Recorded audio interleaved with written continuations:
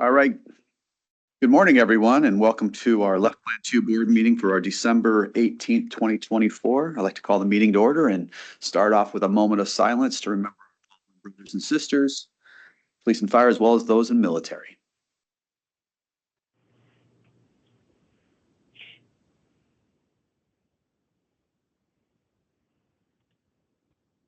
All right, thank you very much. Looking at our members present, as well as those who are joining us virtual, we do have a quorum, and we will start off with the approval of our November minutes.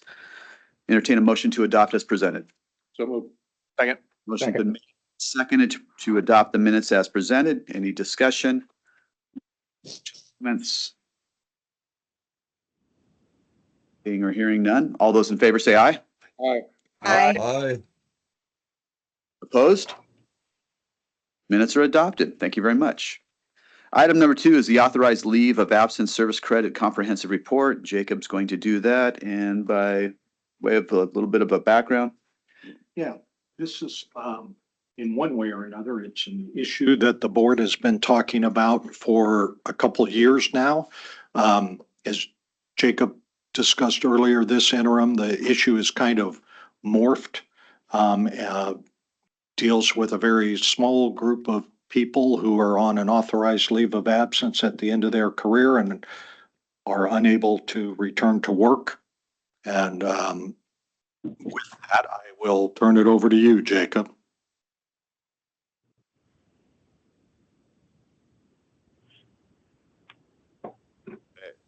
For the record, Jacob White, staff to the board.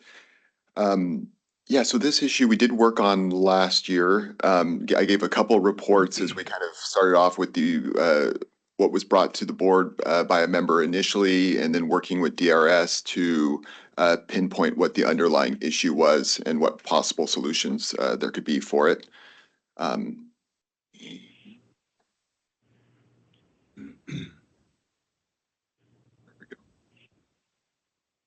So the issue we identified was that some Left 2 members are unable to purchase service credit when they are out on temporary non-duty disability leave because of the definition of basic salary and the requirements of purchasing service credit.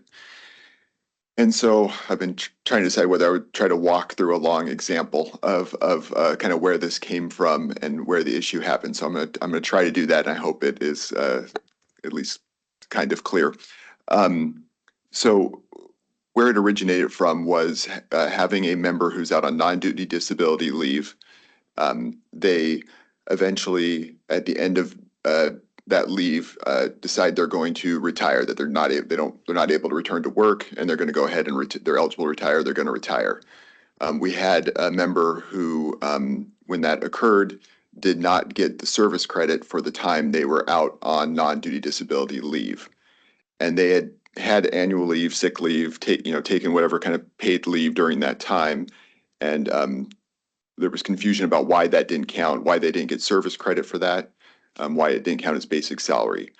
And so what we found was that they had I guess it's pretty common among left members. I know it's pretty common among left members to have in their collective bargaining agreements buyback programs. So the member had I forget what you guys called exactly, but a private insurance payments that they were receiving, and they take those private insurance payments, hand them off to their employer, and then the employer backs out their paid leave they took and they return that to the member.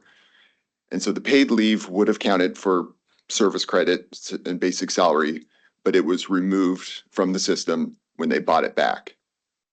And so typically, a member would still be able to get that service credit time through what's called authorized leave of absence purchase service credit, unless they retire instead of returning to work. So the way DRS has interpreted the current law is that the member would need to return to work, and then they could use the authorized leave of absence purchase service credit. But if they retire, they cannot. So that was the long journey we took to get to the underlying issue. So the current law, the authorized leave of absence purchase service credit, like I alluded to earlier, DRS has interpreted the current law as requiring a member to return to work. It doesn't explicitly say that in the law. I'm not going to read the whole quotation here, but this is just, and this isn't just a LEF 2 benefit. It also applies to the other pension systems. But here we get to where the DRS rule is and why they've made this.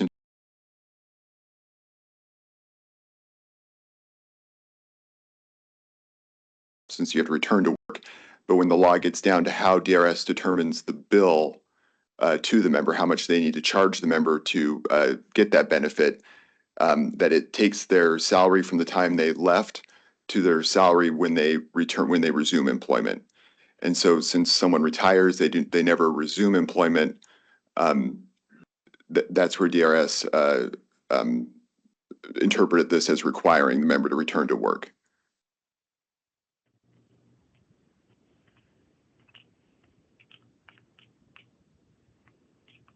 And I will add on that one, we did reach out to DRS to ask whether it could be something that could be fixed through rulemaking, whether we could come up with another, for a solution for those members who retire instead of returning to work, of some way to determine what their salary would have been, to ensure that they, make a full payment into the system. But they didn't believe they could do that.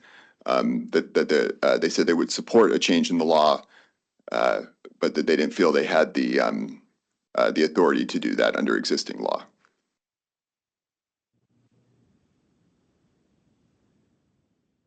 Okay, I did also want to touch on annuity options at retirement, because this can get real confusing with the different types of purchase service credit. And so for those members I described earlier who are out on authorized leave of absence purchase service credit, they retire, so they're out on authorized leave of absence. They retire immediately after that. They cannot do the authorized leave of absence purchase service credit. They can still do purchase service credit or purchase of additional annuity at retirement, and that would help them make up for that time period. However, they have to pay the full actuarial cost, where the ALOA purchase service credit benefit is slightly subsidized. They pay the member contributions, the employer contributions, and they pay interest. But that's still not, that is less than the full actuarial cost. And then the other big difference is that these benefits, while we call it purchase service credit, it's not real service credit. It doesn't count towards benefits such as early retirement or the benefit enhancement, the tiered multiplier or lump sum benefit. It's what's sometimes referred to as airtime instead. So it's not quite an equivalent, but it is still an option for members in that situation to make up some of that service credit, at least in terms of their overall pension benefit.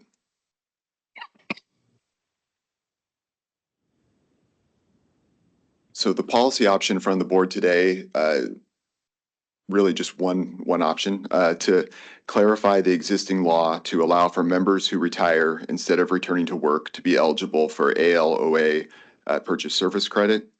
The pros with this is that it would resolve an issue for members who were unable to receive service credit due to this unintended confluence of the definition of basic salary, the buyback programs, and the interpretation of the purchase service credit law. And then also a pro is, I'll touch on this more, but the cost is not expected to impact the plan rates. Possible cons on this are that it is a bit of an indeterminate cost to the plan because member does not pay the full actuarial value of the service credit, and we don't have like an exact number of how many members this would impact. I shouldn't have used the term indeterminate cost because that's a loaded term that the actuaries would use in their fiscal notes and in their analysis. They did not use indeterminate cost, but there would be some cost to the plan. Yeah.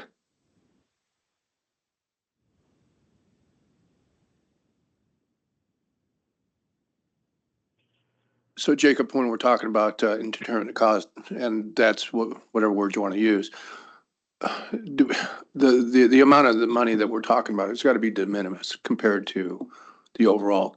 Yes, and that was the actuarial analysis of it, was that it would not be enough to raise rates. There would be some cost, But So yeah. the con is like a very small con. Yes, Okay. yes. Thank you. Jacob, another question for you. Yeah. The individuals, in most cases, the way I understand it, if they're on that supplemental insurance, usually there is a period of time, and maybe our employer reps can help us out, but I think it's no 6 months maximum. Is that kind of what you understand as well? I mean, because I'm trying to figure out what the exposure is. I mean, we're not talking years on authorized leave of absence. It's usually a period of time because the insurance companies don't have a long drawn out process. They try to keep it short as well. Yeah, I don't have any specifics on the limitations of that, but I know the assumption was in working with the actuaries that it would be a small number of months we're talking about, that someone would, typically be out on non-duty disability and have the leave and be able to afford to be in that, that situation for long.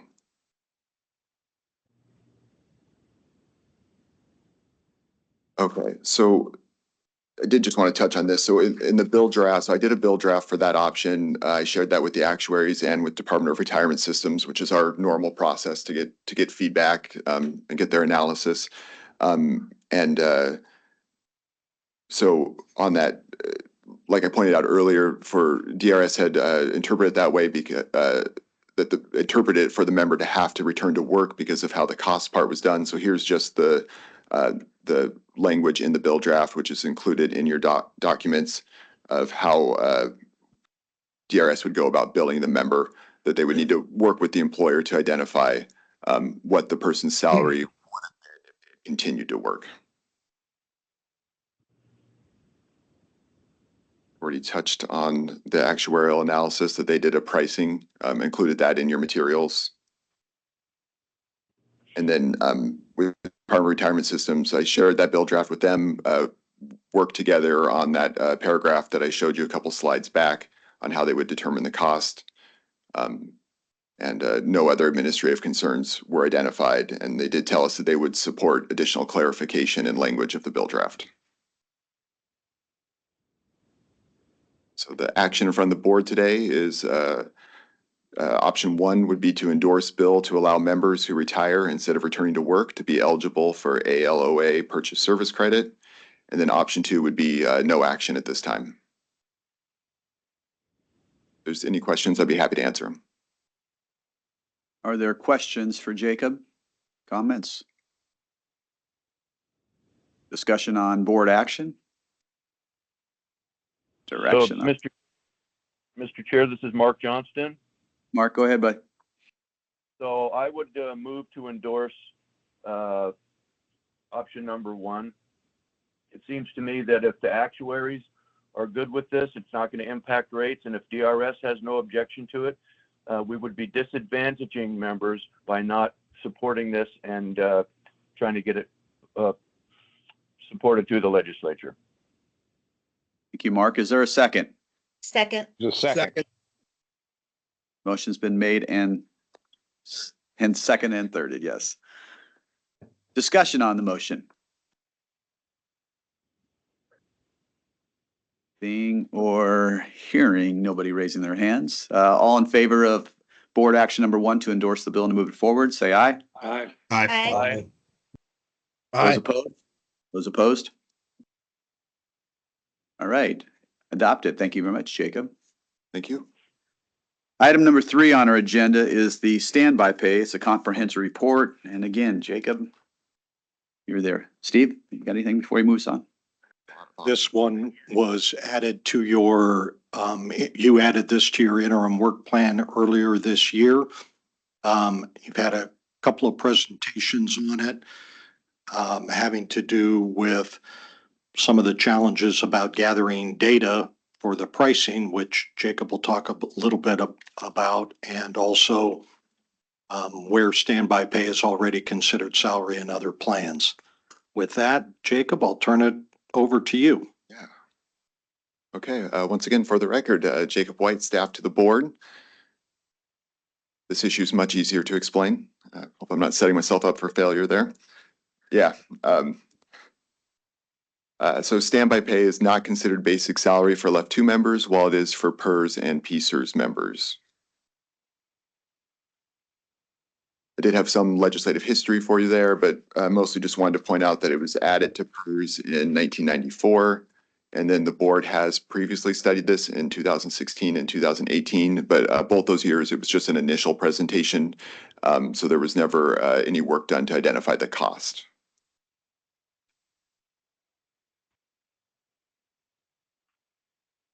So who typically earns standby pay? Both firefighters and law enforcement officers. When I initially began working on this, I did not believe that law enforcement officers, that it was as common with them. But some of the data I got back, as I'll touch on later, showed that at least for some law enforcement officers, they actually earn much more in standby pay than firefighters, at least for a couple employers.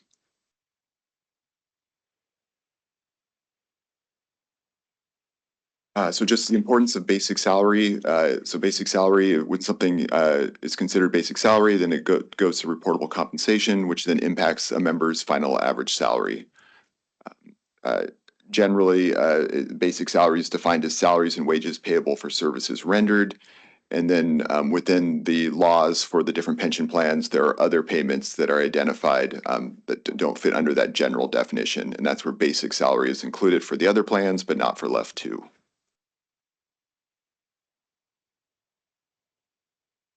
And then standby conditions, I talked about this last time. I mean, it's pretty self-explanatory. What standby pay actually is for. There's the requirements usually to not be impaired. It's less than full pay, although the pay amount differs from employer to employer, how they determine that. And just really that someone's prepared to come into work if needed.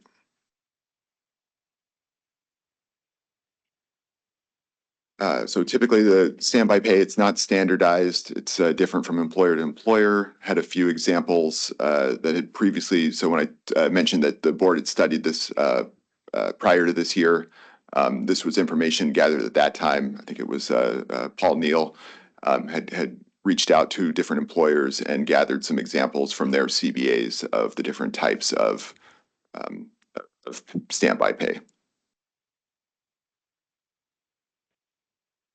Okay, so I've been trying to gather data for this this interim, and there's no single source of data identifying the different types of pay for LEOFF employers or PERS or any other pension plans employers. And so I had to do public records requests throughout the state, and so I tried to just do a random sampling of public records requests. And then I've been working to provide that data to the actuaries as I receive it.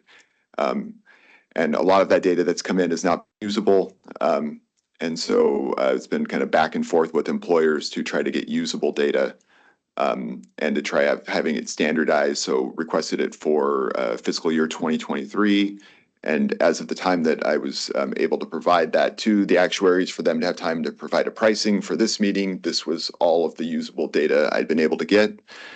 This came to about 10% of LEOFF 2 members, so a pretty small sampling. And then you can see I really just heard back from 2 employers who pay standby pay. So I got some who do not pay it, and then Tacoma and Spokane do pay standby pay for both police and fire. And I did double check with Spokane because that average standby pay amount was so much more. Although Tacoma also was significantly more for police than fire, and they did confirm that the data was correct, that it was for standby pay as it's defined in their CBAs. So did just want to also say, so since producing this information, I have heard back from one other employer from Vancouver Police Department. And then I've got about 5 other employers that I'm in communication with currently that are hoping to have data to me in the coming weeks.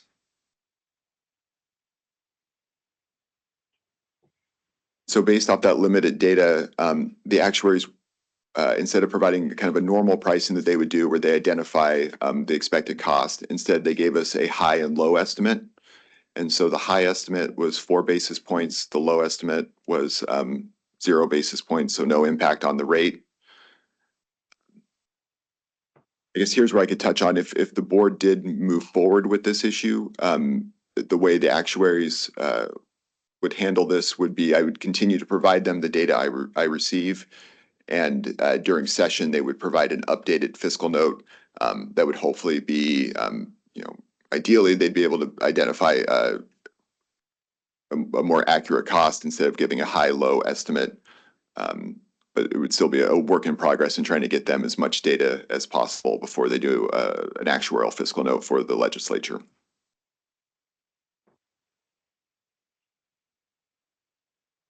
Also shared this with DRS.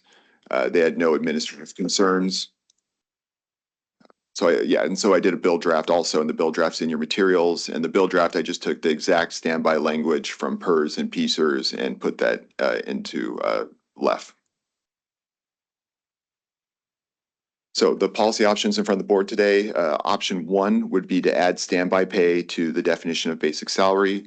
The pros would be it aligns LEOFF 2 with the other state pension plans. Cons would be there would be an increased cost to the plan. And then the other con being the data that I had available as of now is a small sampling and may not identify the true cost of this benefit. Option 2 would be for the board to direct staff to continue to gather additional data and then report to the board next interim, hopefully with a more accurate pricing analysis. A con of that would be that LEOFF 2 members would continue to not have standby considered basic salary like the other plans do. And so possible, I think Jason's got his hand raised. You can go ahead and finish. Okay. Possible board action today. Option 1 would be a motion to endorse a bill adding standby pay to basic salary. Option 2 would be to motion to direct staff to continue to work on gathering data to better identify the cost and provide an updated presentation next interim. And then option 3 would be to take no action today. So that completes my presentation. If there's any questions, I'd be happy to answer them. Jason, what was your question? I didn't have a question. I wanted to make a motion. Go ahead. I'd like to make a motion for option number 2, so we can get more accurate information to figure out what else is out there before we make a decision. I'll second. Yeah. Moving and second. Any discussion? I'll just state from what I know from Tacoma Fire is that the information that you get, I'm not sure. I think the data there needs to be more additional data put forward, because I was always under the impression the way that Tacoma Fire had it set up for standby pay, it was worked into their basic salary. And that's the way it went to DRS. But I'm not sure if that's true or not. And if this is one of those things that we need to ferret out some of that stuff before we move forward and get caught into a grinder with the legislature. So I support the motion. So the motion is option 2, Chair. Okay. So on the motion for number 2, direct staff to gather additional data and report to board for next interim. Seeing or hearing none, all those in favor say aye. Aye. Aye. Aye. Aye. Opposed? All right. Option 2 is adopted. Thanks, Jacob. Thank you. Item number 4 on our agenda is the salary setting authority implementation. And this is, I think Karen's going forward. So, Yes. Mr. Nelson. Karen's been working with the board on implementing the bill from last session, and you guys took some action towards implementing that bill at the November meeting. And then here to provide some a follow-up to your November action is Karen. And with that, Karen, I'll kind of turn it over to you to let the board know what the next steps are. Thank you. For the record, Karen Durant, staff to the board. As an update, an email was sent from OFM to the chair in an unmonitored email box the afternoon of November 19th, the day before the November meeting. The mail was resent with CCs to LEOFF staff on Monday, November 25th. That was the first time the message was seen. A copy of this email and initial response from Chair Lawson is included in your materials. In summary, there were concerns about the structure creating inequities across the executive branch in alignment with positions under the salary setting authority of OFM. Mainly concerns over organization size and comparing to Washington Management Service and current range structures. Concerns were from OFM's statewide HR administrative perspective. There was no reference to the unique nature of the positions or the alignment with other salary structures outside of OFM state HR authority, such as the legislature or OFM positions. This is a reminder of what the board adopted at the November meeting. You adopted the salary structure and increases for the deputy and research policy positions. The increases were adopted through the end of the biennium, 6/30/2025. Additional expenditure authority projections were sent to OFM for possible inclusion in the governor's budget proposal. As you may know, the budget was released yesterday, and full funding was included for the adopted increase in the maintenance level budget for LEOFF. There was also a reminder that there was no adjustment adopted to the executive director's salary because focus was on the implementation of the board's legislation 6197. This is a good time to also just kind of interject pieces that were included in the budget. Besides the salary funding piece, the budget also included funding for general wage increases of 3% and 2% effective July of each year. The lease renewal funding was accidentally omitted from the budget, but OFM will submit this as an errata item to the legislature. We are this close to getting a fully executed new lease. So we're hoping by the end of the year. So I wanted to just update you. So that's timely information.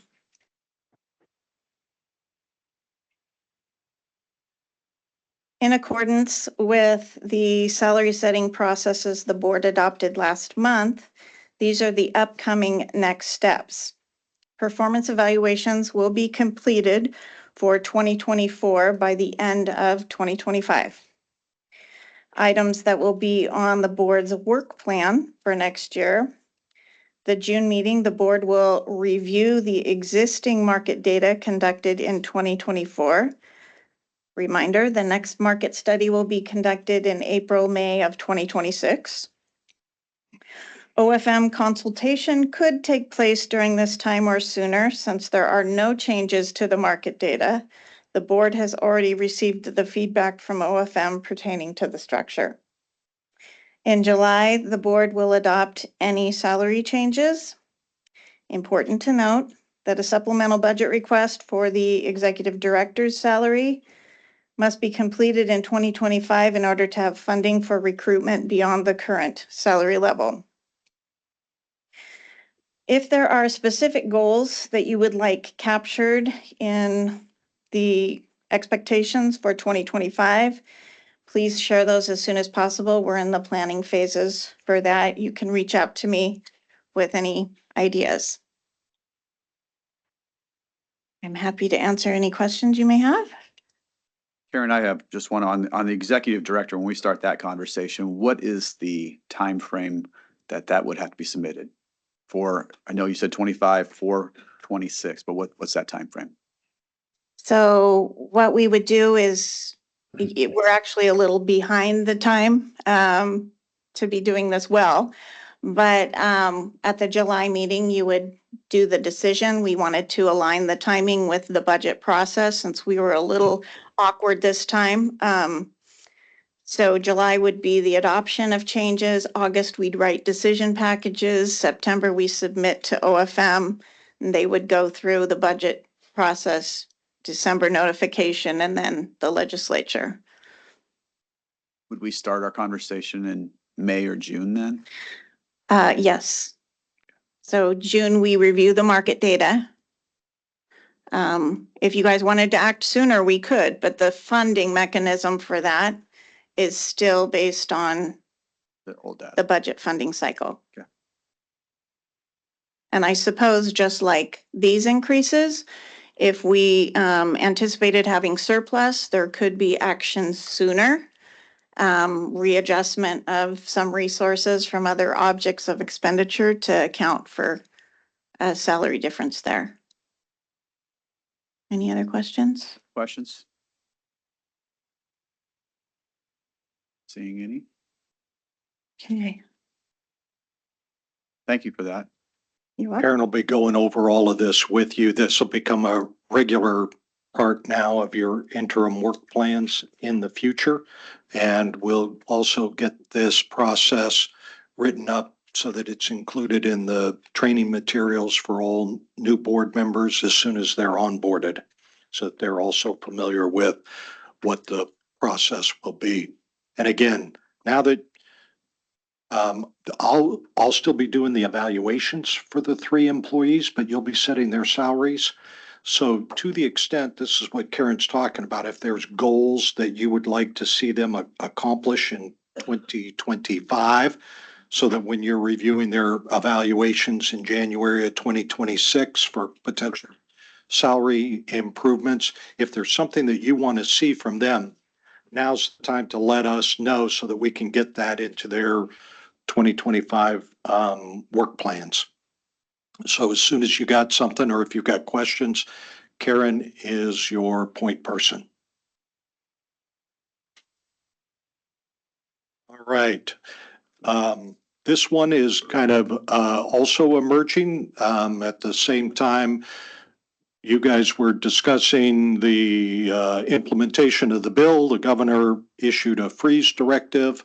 And so Karen's here to tell you a little bit about what was and was not in that directive and how that may impact the board in the upcoming year. With that, Karen, I'll turn it over to you. Thank you. For the record, Karen Durant, board to the staff. Board to the staff, staff to the board. Let's imagine also that this is all laminated. Yes, yeah. We need a little bit of that. So shortly after our last meeting, on December 2nd, the governor issued a freeze directive that applies to cabinet agencies. A copy of the directive is included in your board material. Non-cabinet agencies, higher education board and commissions are encouraged to participate in the restrictions. This is in response to the state facing significant operating budget deficit, and the freeze is intended to capture immediate savings through spending reductions. The freeze applies to the following: hiring, not related to public safety or other non-discretionary activities, non-essential contracts, and discretionary purchasing of goods and services, and finally, travel. Exempt from the freeze is hiring to fill vacancies in critical areas.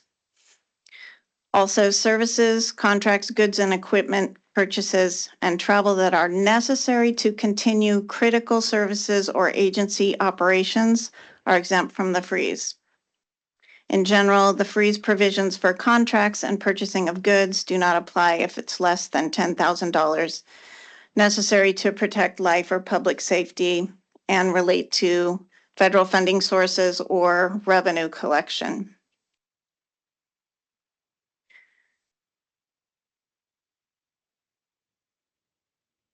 Travel is an important part of LEOFF. It's essential to you receiving the education necessary to perform your fiduciary responsibilities. Travel necessary to continue critical services or agency operations are exempt from the freeze. Important to note that advice and guidance from OFM is continuing to evolve almost daily, mainly related to the hiring freeze. A lot of agencies were caught with partial recruitment And so they're issuing new advice and guidance almost daily. I'm happy to answer any questions. Questions? I do want to thank you for pointing out the travel, because I do think that's important as we move forward. And I know you mentioned the board piece of it, but I would assume that's all the team as well. Yes, Thank you. as long as it's considered essential to the position's role. Yeah, so for instance, for the team, all of the travel to attend stakeholder stuff, that's in their job descriptions. So having people, at the stakeholder events to answer the member questions, that's 100% covered. The travel for staff training is one of those ones where that has been questioned in the past.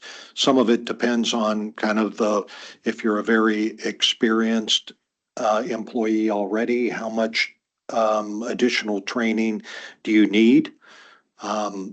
And that's, I mean, in order to maintain whether it's professional certifications or to remain a top tier employee, you do have to stay on top of new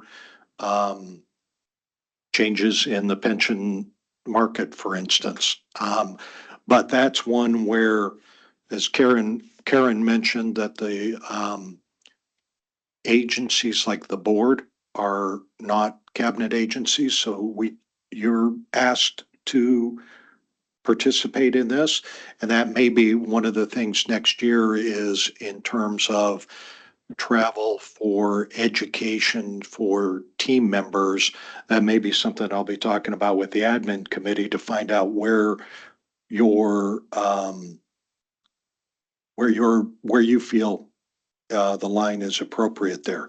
But as far as trustee travel, as Karen mentioned, your fiduciary education is essential to your responsibilities. And so I don't believe that fiduciary travel is affected at all. That's my personal opinion. Are there other comments or questions? Yeah, Mr. Chair, this is Mark Johnson again. Good, Mark.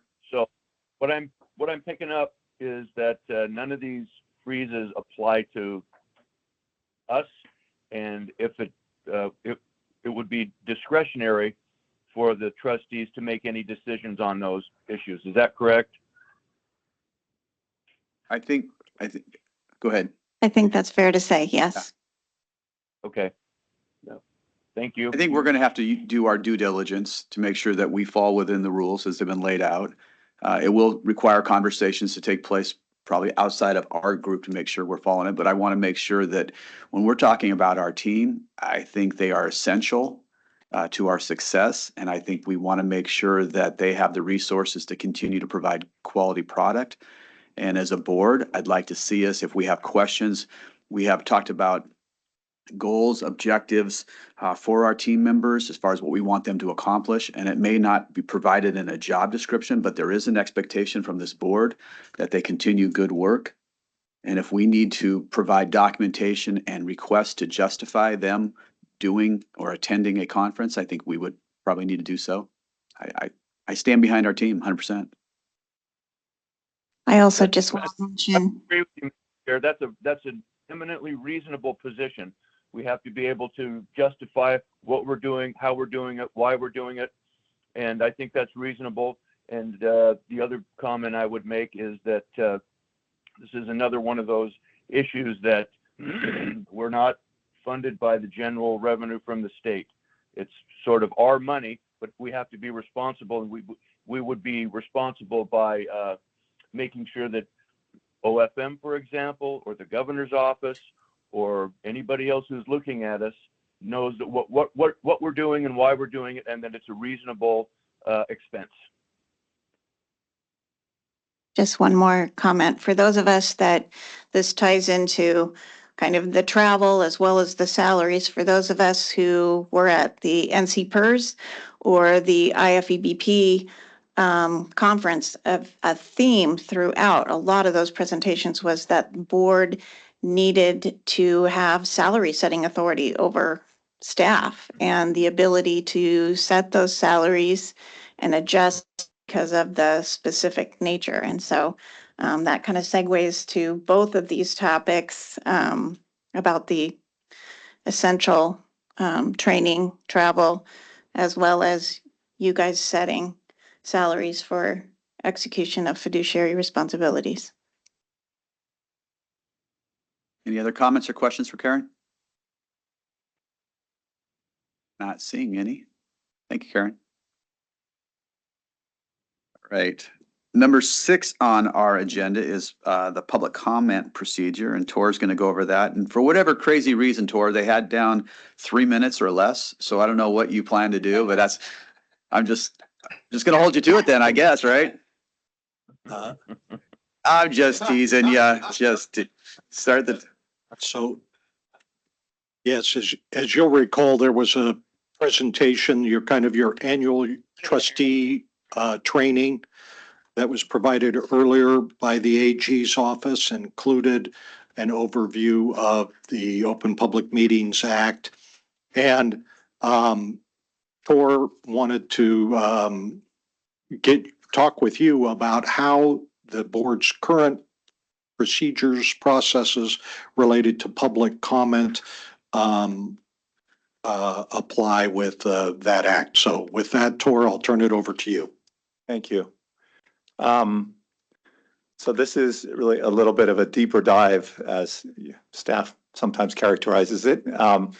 You may recall back in 2022, when the legislature made some changes to the Open Public Meetings Act, I provided an initial training that year where I raised a lot of new questions because there was some uncertainty with regard to how some of these things would shake out. Then last year in 2023, we had Morgan Damerow with our office, who is sort of the designated expert in these areas, highlight some of the new areas and which way we were sort of leaning, if you will. And at this point, I think we're in a position at the AG's office to help you define the gold standard. There is absolutely, by way of just further clarification, I'd say that there's absolutely no doubt that staff and the board is compliant with the Open Public Meetings Act as it stands today.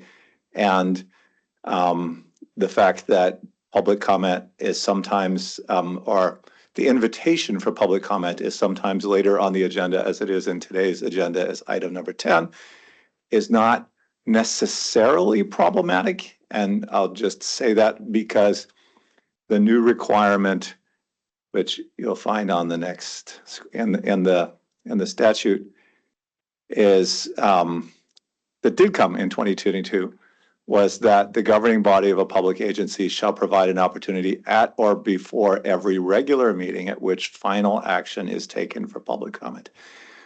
The board invites public comment or actions before final action.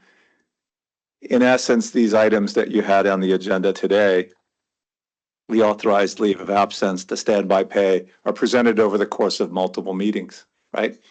And I've never, in my experience now, 9 years with the board, I don't think I've ever seen something come up for final action on the first day that it's placed on the agenda. So both from a invitation to comment perspective, there's wonderful notice to the public regarding board actions, and it's a process. It's not an event, right? So for that reason, I have no concerns there. And I'll also just add that you invite written testimony, which is also an option. It's not required, or written testimony or written public comment. And that's clearly set forth on the website, the procedures for how to do so, right? And that, to the extent that you have received written comment, it has been distributed to the board. And that is, in essence, the requirement. And the chair, sometimes at my urging, puts it on the record that it was so distributed. So that I do appreciate. My only suggestion or comment, and this is where I'm going to start the clock for the 3 minutes here, okay, is that in light of in 2022, when the legislator did make these changes as a result of the technological advancements which had occurred during COVID, and the fact that, really it opened them up to a whole new level of participation, there was a specific finding, and that was that the people participating in government, especially through public comment, is an essential part of developing public policy. And that was new. And I highlighted that in 2022, and it came up again in 2023. And I guess I'd just like to suggest that what has evolved in other boards and commissions, and specifically, I'll say Fish and Wildlife, I'll say the University of Washington Regents, I'll say the Washington State Investment Board, it has moved towards this consistent standard of having public comment first on the agenda, because that way there's no uncertainty regarding did you or did you not have the opportunity before final action was taken. And as I said, I'm not, so far so good. I would just urge you to consider taking that one very minor step to align your practices with really what I consider to be or the AG's office, I should say, considers to be the gold standard. And with that, I think the 3 minutes are over. Thank you. Are there questions for Tor? Go ahead, Pat. Tori, have you noticed or have you seen that there are some new changes going to the Open Meetings Act again for this session, such as it might be, I'm not sure where it's coming from, but we got a notice from the Washington State Fire Commissioners that they want to start adding language such as promptly getting the information back out to any type of request. Have you seen that at all? I haven't seen it yet. I will go make inquiries now and report back. So, yeah, because to me, that's one of those things that I'd like to see what a definition of promptly is. And as we know, coming from the side that has people that are always asking for information, and if you don't meet the deadline, there's a penalty for every day that you don't meet that deadline. And there are people that are making their living on filing those type of notices. okay. I appreciate the clarification, because we're now talking public records request. Then is that with respect to the promptly? Is that right? It's in the Open Meetings Act. Oh, okay. It is. Okay. You'll see it if you go to the fire commissioners, the state fire commissioners. Okay. Roger Ferris put it out. I will follow up and report back. Thanks, Tor. Thank you. Jay? Thank you, Mr. Chair. For what it's worth, I'll just offer that, the Olympia City Council made this change some time ago to move public comment to begin the meeting for the very reasons that Tor has expressed here. Is we actually got feedback from our community members that it's difficult at times to have public comment come after actions taken. And then there's no real good or easy way for council to go backwards at that point in time and undo an action. So I think it does make good sense. I think a lot of boards and commissions, I think a lot of cities are going this direction because of the new direction that's provided through OPMA. So, I would be in favor of moving public comment to the front half of the meeting. Thank you. Other comments? Did have a question for Tor. Under the screen you have in front of us, it says at or before every regular meeting. If we were to call a special meeting, we would convene still as a board. Does that require public comment if we're going to take action? Or Which final action is taken? There are, let's put it this way. It's yes, the definition, I believe this definition of, if we move, I don't have it here on this slide, but yes, you would need to find a way to do that. Okay. That's what it boils down. And except for emergency meetings, right? But I have a hard time envisioning us. Exactly, taking an emergency action. And in which case that requirement is basically doesn't exist. So, but yeah, there's some definitional sort of give and take here. But yes, you would be required to provide an opportunity. Okay, thank you. Other comments or questions? So for us what is the procedure? If we want to make this change, because I thought Well, in line with Jay. There's two things to consider. Right now, all of your public comment is received in writing. And so to the extent that there is public comment received about any item that's on the agenda, we provide that to you at the time that issue is being discussed on the agenda. So we don't wait until the end of the meeting after you've already acted. The situation that you're talking about where the public comment is received after you've already taken action, under our current procedures where you're only taking the written, can't happen. To the extent that you expand your opportunities for public comment to allow people to join the meeting online and provide testimony online or in person like they do at the city council, then you have no idea what they're going to say or what they're going to want to talk about. So if you'd made that change, then I think there would be a very real business reason to move it up. At this point in time, it's kind of up to you whether or not you're comfortable continuing to receive any written feedback before you take action on an item, even if the public comment piece is technically at the end of the agenda. We to kind of give it to you out of order right now, if you will. So that's how things work now, So Mr. Chair. on our agendas, number 9 has public comment. And Tor, what although we're meeting, I guess, the rule, what you're suggesting as the gold, standard would be to move this forward, have public comment, following our minutes, probably the adoption of our minutes. And then that would be just saying that we received public comment on the following items and they're written and they're distributed to the board. That suffices? Or do we, at that point, like Steve had mentioned, do we open it up for public comment? I don't, as I indicated at the beginning, Mr. Chair, I'm completely comfortable that the board's and staff's current procedures are compliant with it's just as I said, the legislative finding was that there was greater opportunities, greater channels, and to expand the role of the public and to give them more avenues, right? And ultimately today, they have the opportunity to do so through written testimony, and by virtue of the fact that your decision-making process is usually a multi-step process, there is no doubt in my mind that somebody who wanted to submit to even present orally would have the opportunity to do so before a final action is taken, the way the board has operated here previously. But all I'm suggesting is really from an appearances perspective and from just giving that future proofing, if you will, and that's just that little, let's say a member wakes up one morning and says, oh my God, that's on the agenda and missed it the last time around, that they can walk in and have the opportunity to make themselves, to feel heard and to make themselves heard prior to an action is, as I said, I think it's just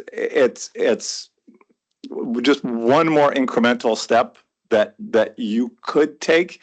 And I'll also just say that the other reason perhaps to take it is just for appearances, to be honest. Because when Mr. Damarel was here, my colleague, the first thing he noticed was, look, it's at the end. And I said, oh, no, but let me tell you about how we do things, right? This is why it's okay. But to a casual observer, okay, they might not understand how fulsome our process is, okay, or your process is. I don't want to take responsibility for your great work. Jay, go ahead. No, I just want to really appreciate what Steve said, and we do get, just so everyone knows, we do get really good briefings, and we are made aware of all public comments before we take action, and I think we have good process for that. But I do agree with the appearance sake. I think from an appearance perspective, I think having it up front just sends a different message in terms of how we do that. Yeah, if the board is interested, we could put this on your work plan for next interim and bring you back different options, whether that's different options for written testimony or options for verbal testimony, and kind of walk you through the pros and cons and what that would take, technology wise or something like that. Making a change on the agenda is easy. But there's, some of the stuff that Tor's talking about today in terms of like the opportunity for people to testify in person. Those would be things we need to work out a little bit more administratively, both with our team and with the SIB, as long as we're using their boardroom. In person, online, right? Yeah. For instance, if that's it, then what technology changes or process changes would it take for that, and so forth. So if you're interested in exploring this further, we could certainly do that for you. Put that on your work plan. I guess without objection, I think we'd like to see that. Great. Thanks, Tor. Thank you so much. Appreciate Happy holidays. it. To you as well. All right, number 7 on our agenda is the Ombuds Program Review, and is it gonna be Tammy? Yeah, during your interim work plan discussions earlier this year, there was some interest expressed by board members in getting a presentation about what the Ombudsman program does. And Tammy gives that presentation to stakeholder groups all the time. So you're going to get kind of that presentation plus a little bit extra today. And with that, Tammy, I'll turn it over to you. Here we go. Thank you. I am Tammy Sadler, the lead ombudsman for the LEOFF 2 Ombudsman Program. Thank you for having me here today. I am really grateful to be here and give you a little insight into the world of ombudsing. And so today I'm just going to tell you a little bit about the program to provide you some awareness and some background information, what it means to be an ombudsman, what visitors can expect when they come to, when they contact us. And then I'm going to provide you with a little bit of data. This first slide here, also I want to let you know that I appreciate interaction. So if you want to interrupt me at any point during this presentation, please feel free to do so, okay? I welcome questions. So the LEOFF 2 Ombudsman Program has been designed to provide our members with death and disability consultation. And we do that in a very personal way.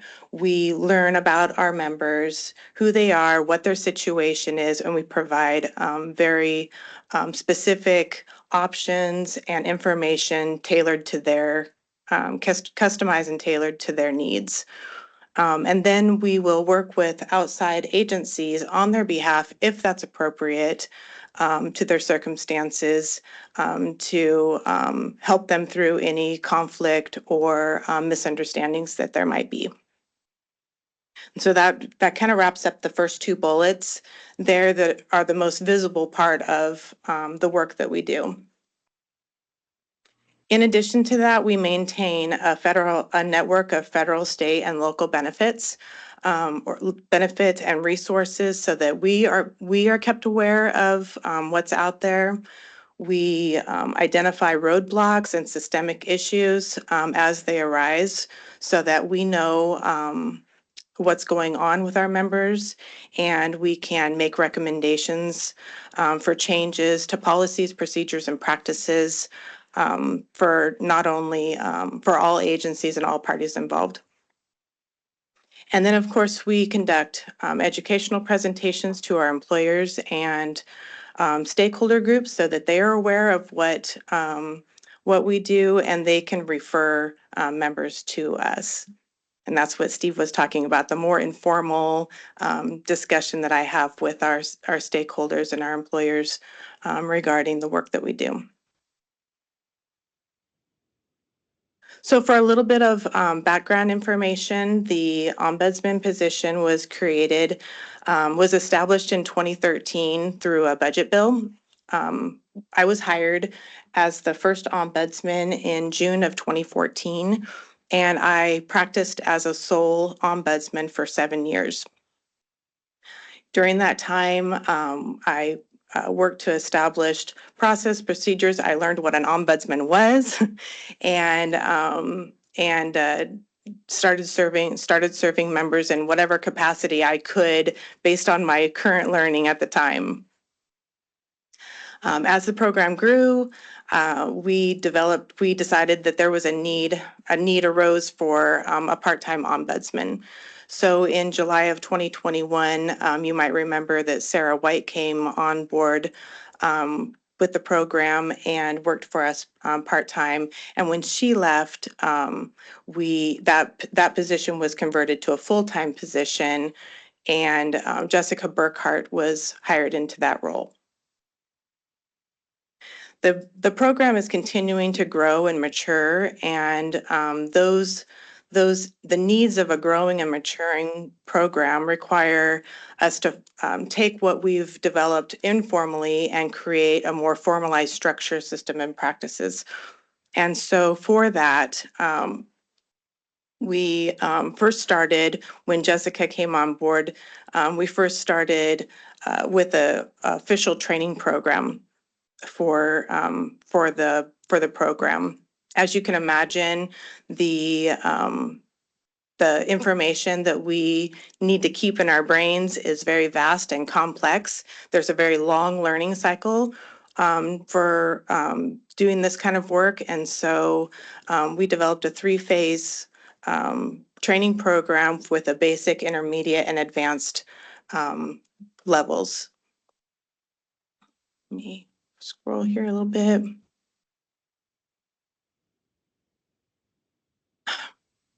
Steve and I are currently in the process of establishing a charter for the program. This will help define and differentiate the roles and responsibilities between the Ombudsman program and the board administration, and it'll ensure sustainability of the program no matter who is in this position moving forward. And then today, we are establishing some accountability with the board by establishing this reporting process. And I'm looking forward to giving these reports to you guys annually. So a little bit, does anybody have any questions so far? Yeah. So to start the brief overview, I'll let you know that we belong to and participate in three professional ombudsman organizations, and they follow these international standards of practice.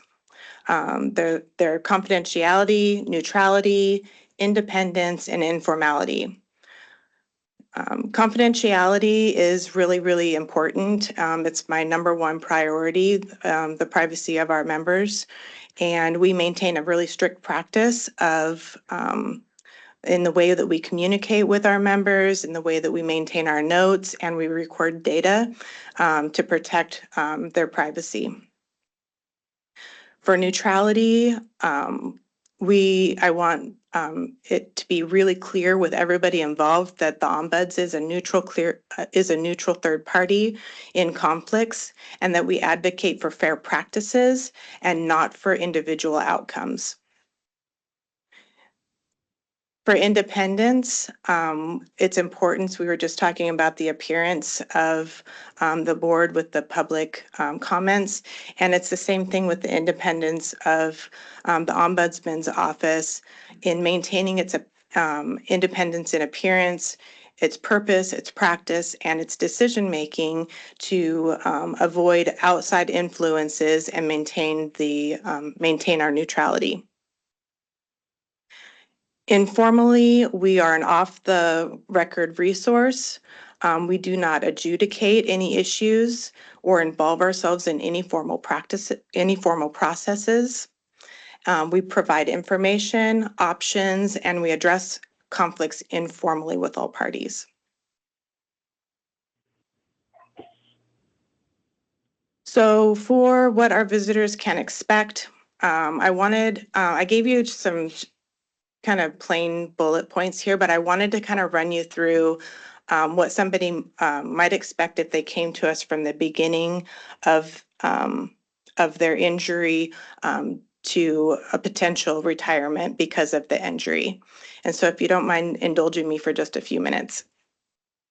So if somebody comes to us and let's say they were hurt last week on the job and they don't know what to do, and their union rep said, hey, you know what, I think you should call the ombudsman's office. This is kind of what they can expect when they come to us. We will meet with them. We will interview them to, like I said, get to know them, get to know their family situation, get to know, what their medical condition is and what their doctors think about that, and all kinds of stuff we talk to them about. And we answer any questions that they might have. And then we would encourage them to start a labor and industries claim. And the reason that we do that is because that's the first step in the process. When you have an on-the-job disability, you want to get a claim started. So we'll encourage them to get a claim. We'll talk them through how to do that, when to do that, what to expect through the process. And then we'll give them maybe some trigger points to check back with us on. So they'll want to check back with us if they are told that they need to get, for example, an independent medical examination so that we can review with them what their rights and responsibilities are. We can tell them how that works, what to expect, sort of thing. If they're getting any a delay or a denial in their treatment that their doctors have recommended, we ask that they check in with us. Or if their doctor gives them any indication that they will not be able to return to work, or if their employer gives them any indication that they're thinking about separating them from employment. These are all reasons that they might want to check back with us. And so we'll have multiple conversations with members throughout their L&I claim. If a member has reached maximum medical improvement and they're nervous about the closing process, we will have another conversation about the vocational assessment, the re-education options, partial permanent disability payouts, settlement options, L&I pension process if they are eligible for a pension. And then if they are being separated from their work due to their disability, either from their doctor or their employer, we will take them through the steps of retiring from LEOFF 2. And we'll talk to them about how and what to negotiate with their employment upon separation and what to expect from that process, what to do with their leave balances and the potential options there, what to expect for their post-retirement medical and how to compare plans on the open market. We'll talk about how to use their MERPs and their VBAs to supplement their medical, whatever medical options they've chosen.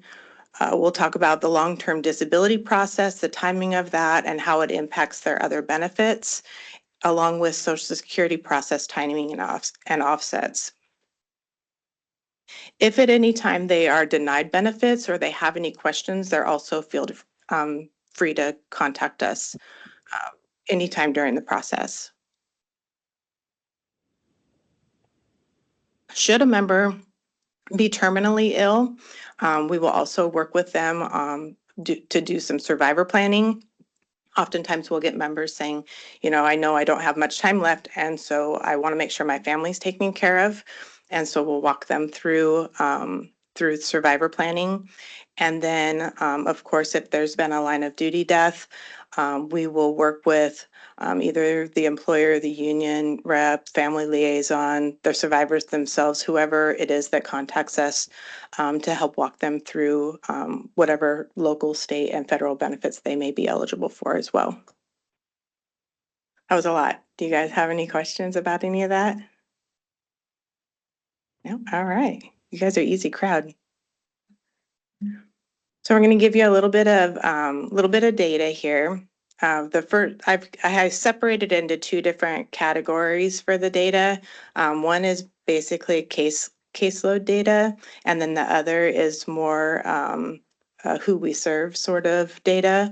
So caseload data and I separated out for fiscal year to be consistent with how other ombudsman's agencies and other agencies give you their reports.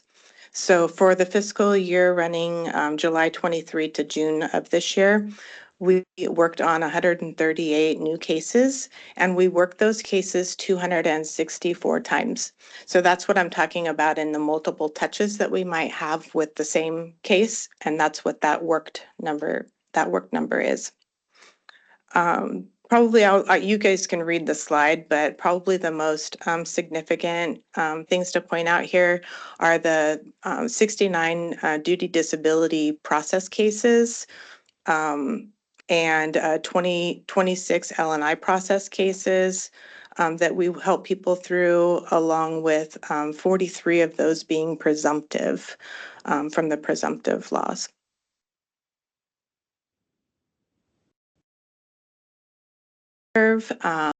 You'll note here that there was 83 firefighters to 41 law enforcement officers. So about 50% of our, it's about 50% less for law enforcement officers. And then the 14 other are like union representatives or a family member or an employer that might have called and needed some help with something. Most of the members that we work with are active members. But we do work with a significant amount of retired members as well. We just recently started to keep data on the separated category, so that number may be a little bit low for this time around. Average age of the members that we serve are 52 with 22 service credit years. Tammy, what's your definition for separated? What do you look at? So that means that they're separated from employment, but they have not started drawing their pension yet. They're not retired. So some of our members choose not to retire from the pension system because they're going into another career or they have various reasons. Mark, did you have a question?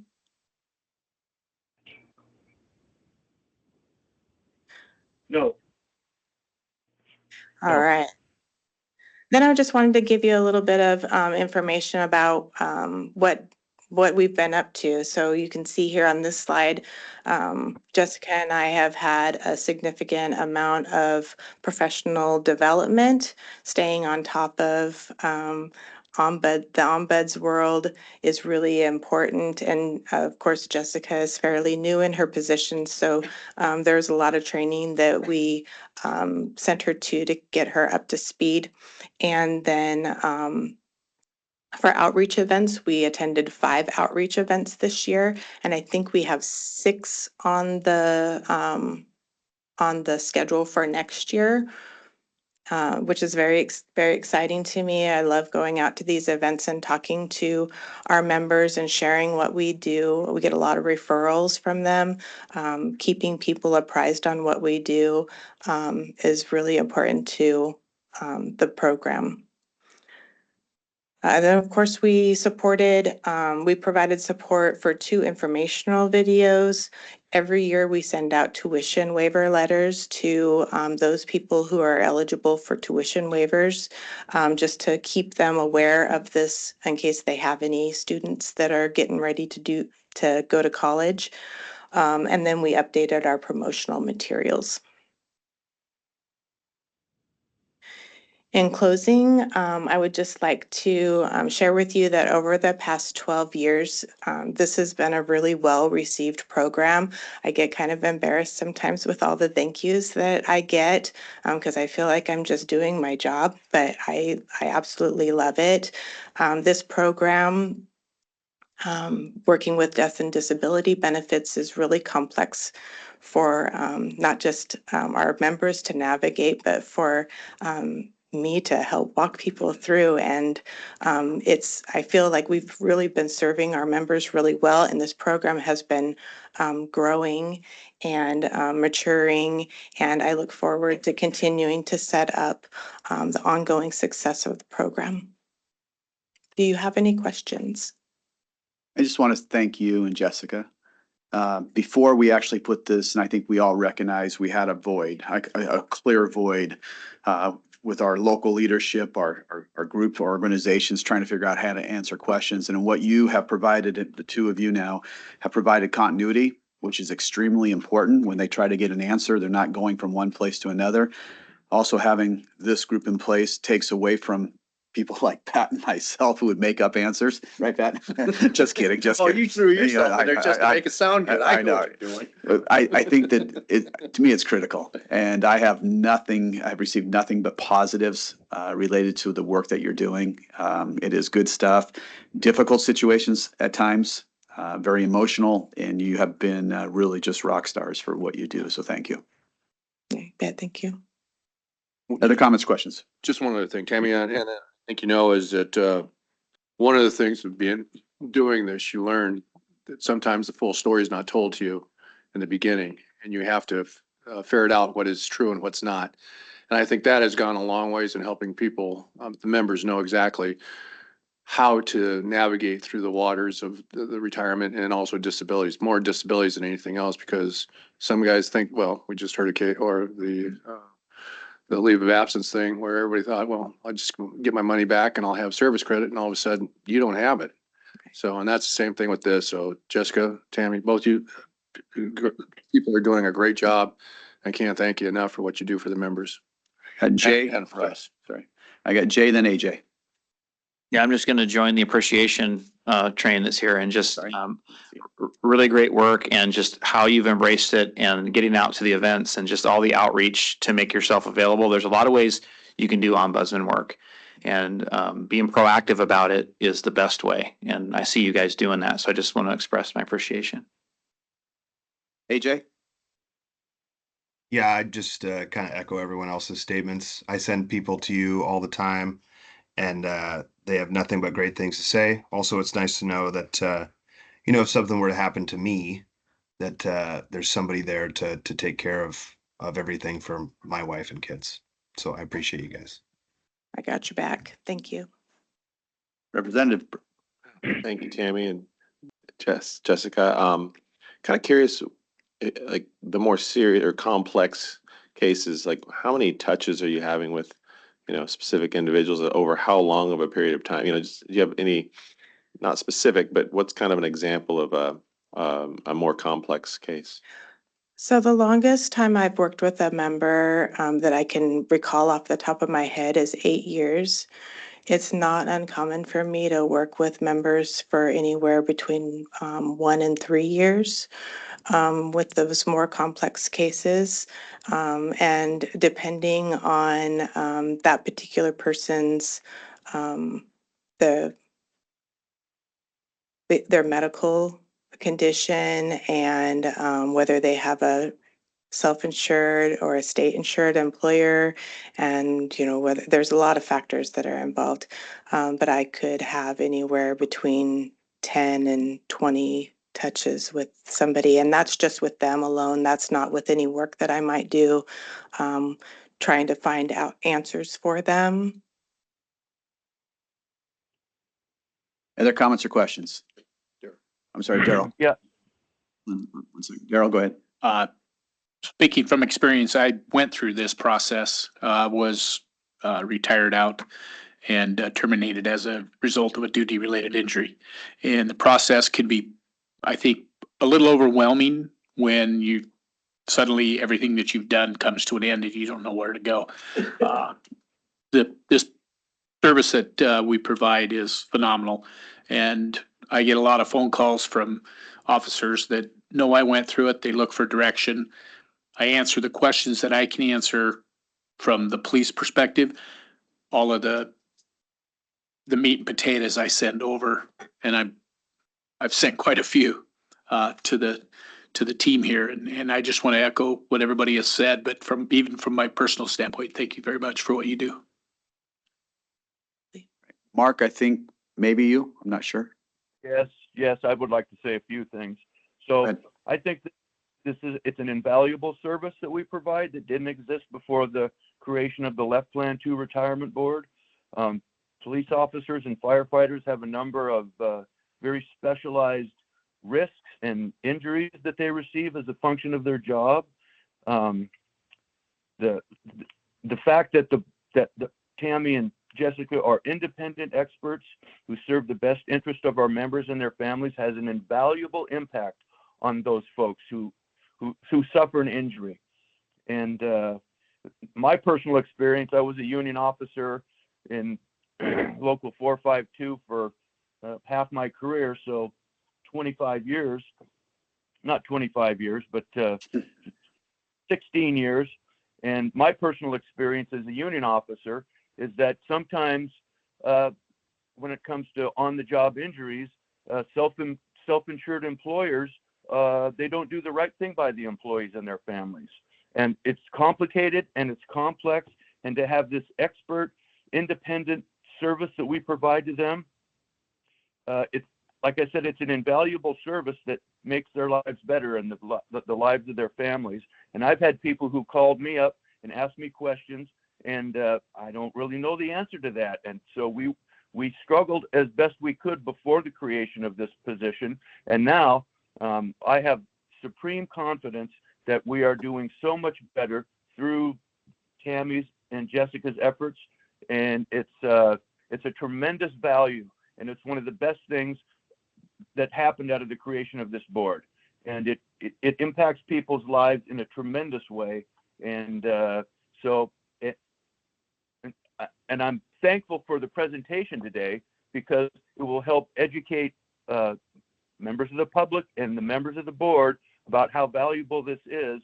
And to talk about money well spent, you couldn't spend money any better than on this service and the salaries and benefits that you guys get. And, you know, if I had any say in it, we'd be able to set the salaries for all the employees of the LEOFF board. And so we're still working through that. And it's a fantastic thing that you do. And it's a very difficult thing that you do to deal with people's injuries and disabilities. And I really thank you for it, both of you. Thank you, Mark. I love your passion. Yeah, I think we all do. Other comments or questions? I would like to thank Representative Berquist and Senator Holy and some of the past legislators on the board as for setting up this program and then supporting it over the years. I appreciate it. I've told Tammy this, I'll say it to all of you. I get more comments about the job that she does than I get comments about anyone else, including me. And so I'm very proud of the work that they do on behalf of our members. Thank you very much. Other comments? Seeing none. Thank you, Tammy. All right. Mr. Nelson, admin update. Okay, I'll start with the low-hanging fruit. We normally have the independent financial audit scheduled for December. Unfortunately, because of some difficulties with the auditor's office working with our payroll team, they were unable to have the work done in time for December. So that will be moved to January, or I wanted to bring this up with you guys, or at your first regular board meeting. Last year, it got bumped to January as well. And in terms of just best practices, you want your annual financial audit to be presented at a full meeting of the board where all board members have an opportunity to answer questions, and it doesn't just turn into some kind of pro forma thing like that. So I wanted to get your preferences in terms of whether you'd rather have the update in January or in May.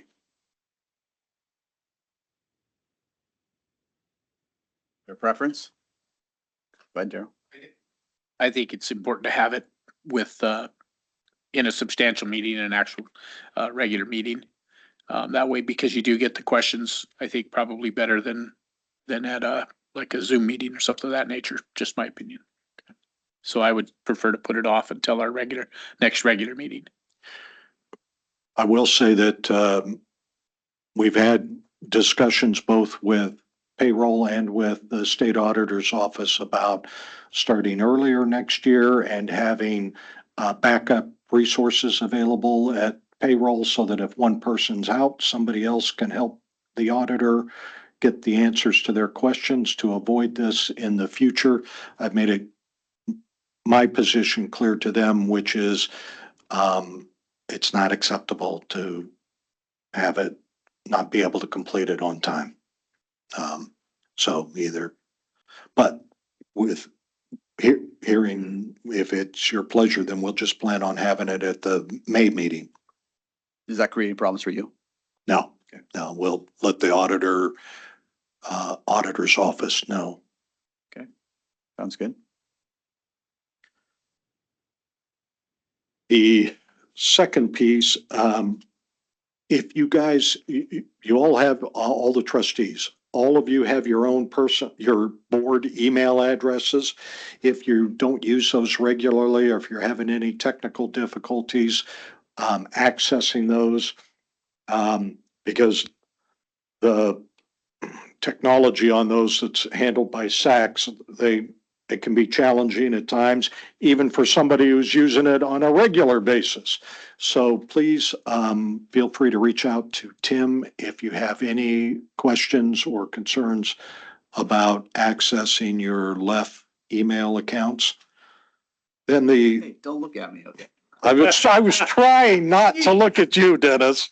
Making a phone call. Okay. Got it. Okay, but now the big one, all joking aside, that I wanted to bring up in the admin meeting.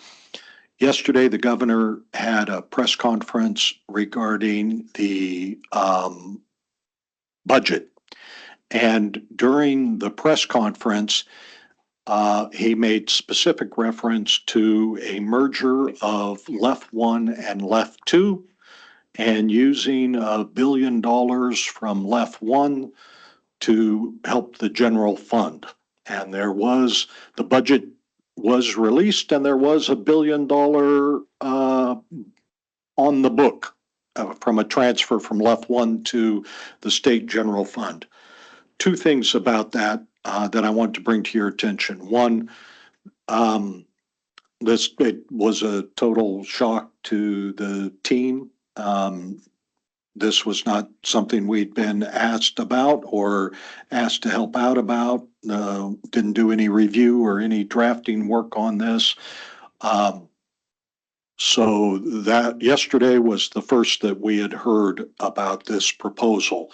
I got questions from a number of you about what's in the proposal, and yesterday and today also been getting questions from plan members and others. The text of the merger bill was not released. And so what I was told was it was at the code revisor's office. And so it's possible that it could be released shortly, anytime today. I can't really answer any questions about what is in the bill, having not seen since the bill hasn't been released. But we did provide you with a written summary. This comes from the governor about what the bill does. We did put out on the website also mentioned that this was mentioned, this was in the governor's press conference with the governor's summary of what the bill does, and just a point that we will keep that updated as more information becomes available, and then, like any bill, we'll of course be tracking it during session. So given the fact that this was so rapidly emerging and there's not even a bill draft to share, there's not too much there's not anything more that I can say today. As something does become available, if any of you guys have questions, I'd be happy to be available, Jacob, as a resource as well. And then barring any special meeting or anything like that, it would be on the 22nd meeting, assuming that the bill is actually, that a bill is actually introduced.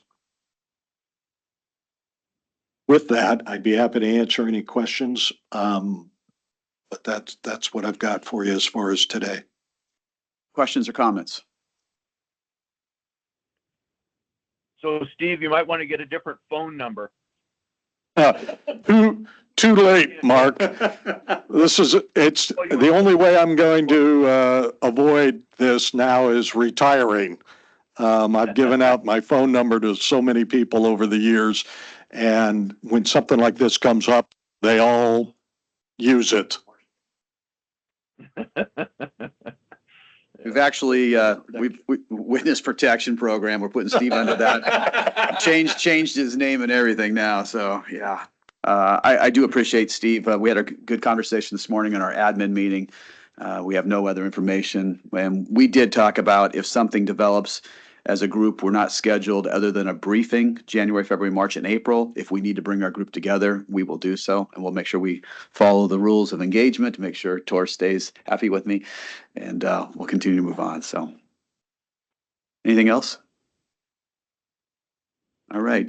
Number 9 on the list, and this just makes me smile now, is the public comment section. Staff has received no comments in advance of today's meeting for distribution to the board, so we have no public comment. So there we go. Is there anything else from the group? Ready? You look good? All right. I would entertain a motion to adjourn. So moved. Second. Motion's been made and seconded to adjourn. Is there discussion? Seeing none, all those in favor say aye. Aye. Opposed? We are adjourned and we will be together virtually January 23rd. January 22nd, and it's a full meeting, so typically we don't put action items on there since they're not usually a quorum, but depending on what transpires between now and January 22nd, that might be a very, an unusually active meeting for session. If that was laminated. Yeah, definitely, yeah. All right, well, thank you, everyone. Happy holidays. Enjoy it, be safe. What's that? Oh, lunch is here. Lunch is here too. Lunch is here, yeah, thank you.